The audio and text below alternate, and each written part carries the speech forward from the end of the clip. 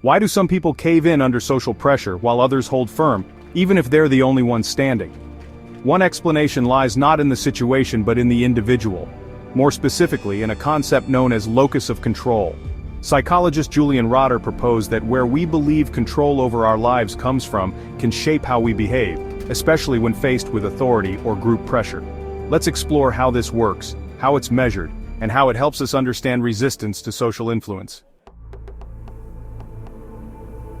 Welcome to Life TFA. It is because this life is lived at 3 levels: as we think, as we feel, and as we act. I am Amit. I have some experience teaching, training, and talking about behavior, mind-brain psychology, and psychiatry. I am here to dive deep into these issues with you. Locus of control refers to a person's beliefs about the causes of their life events. People with an internal locus of control believe they're largely responsible for what happens to them. Successes, failures, and decisions are down to their own actions, effort, or choices. In contrast, those with an external locus of control believe that life is shaped by fate, luck, other people, or external forces beyond their control. If something goes wrong, it's often blamed on circumstances or powerful others. This personality dimension isn't either or, but rather exists on a continuum, with most people falling somewhere in between. Rotter developed a forced choice questionnaire to measure locus of control.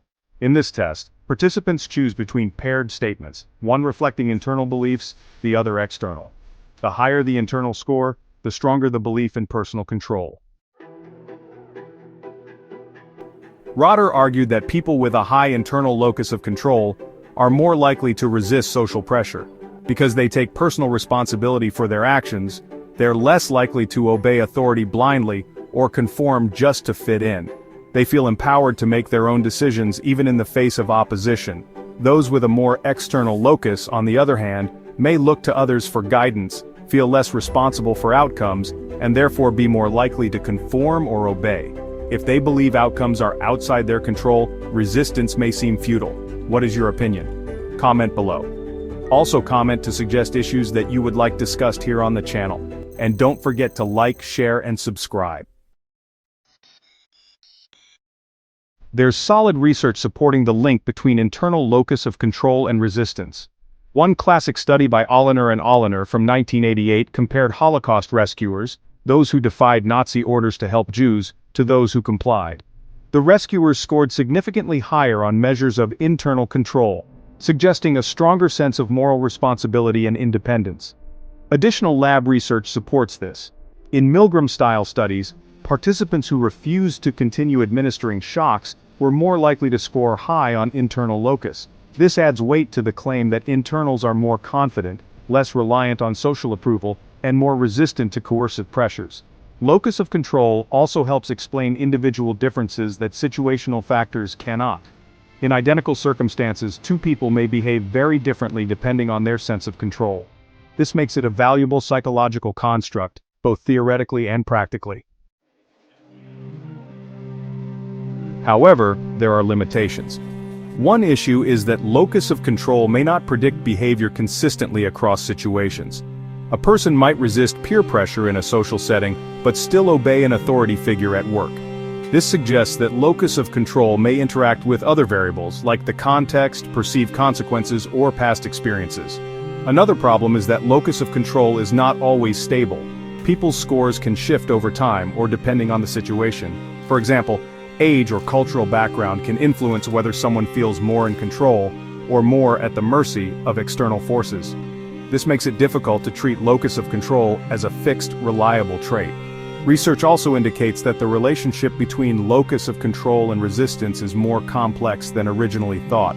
Twenge et al. 2004 found that although Americans became increasingly external over the decades, they were also more likely to resist authority. This contradicts what Rotter's theory would predict, and suggests that changing social norms or education levels might mediate the relationship. Despite these criticisms, the concept of locus of control has real-world value. In education, encouraging students to develop a stronger internal locus can improve motivation and independence. In the workplace, internals may be more likely to speak out against unethical practices. And in healthcare, Patients with internal beliefs are often better at managing their own treatment plans. It also supports broader social messages about empowerment, responsibility, and critical thinking.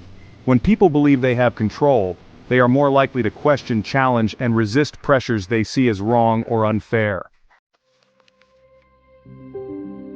Locus of control gives us a powerful lens through which to understand resistance. It explains why some people follow the crowd while others step away.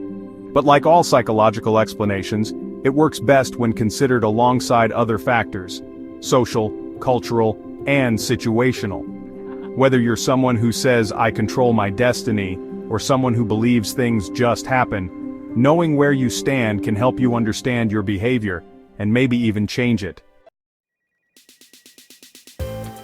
Thanks for watching. Want to build your psychology toolkit? Click the links to dive deeper into resisting influence, and don't forget to like and subscribe for more mind-blowing psychology content.